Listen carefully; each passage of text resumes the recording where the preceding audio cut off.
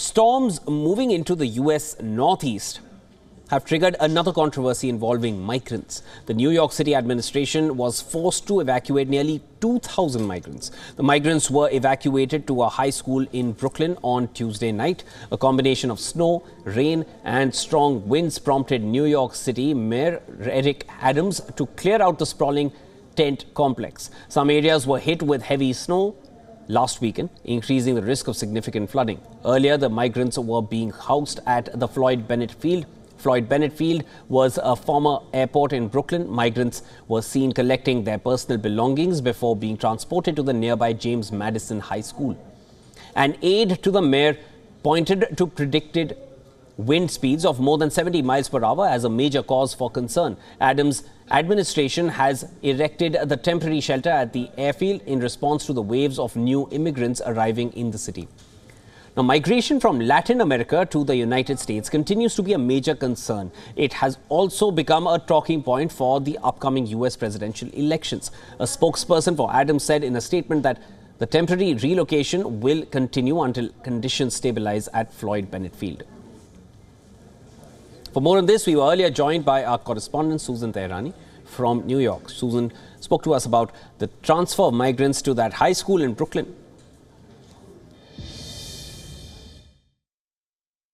As torrential rains and strong winds were expected for Tuesday evening here in New York, students at a Brooklyn high school learned that they would have to study remote on Wednesday because some 2,000 migrants would be using their high school's gymnasium as a shelter. The city moved them from an abandoned airfield that it had set up called Fort Bennett Field to this high school for precaution against those storms. Ultimately, many of the parents in protest gathered outside of that high school in Brooklyn, saying why their children's education had to be compromised because the city didn't have proper plans in place. And then on Wednesday, while those migrants returned to their shelter, there was a protest once again by parents and local officials, basically saying that on the one hand, these migrant families, many of them with children, had to sleep on the floor in these gymnasiums. On the other hand, students weren't allowed to go to school. And then it was later learned that they also,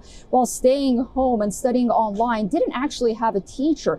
They just had to log on to a Google document. And then later on Wednesday, we learned that a school dance, which had been planned months in advance, was canceled as well. Hardly an ideal situation for anyone. Many here in New York are blaming local and state officials for their mismanagement regarding this situation, saying that they have no one to blame but themselves. Now, moving forward, it's not clear what will happen to those 2,000 migrants in Fort Bennett Field if there is another storm or weather conditions won't permit them from staying there at their shelter.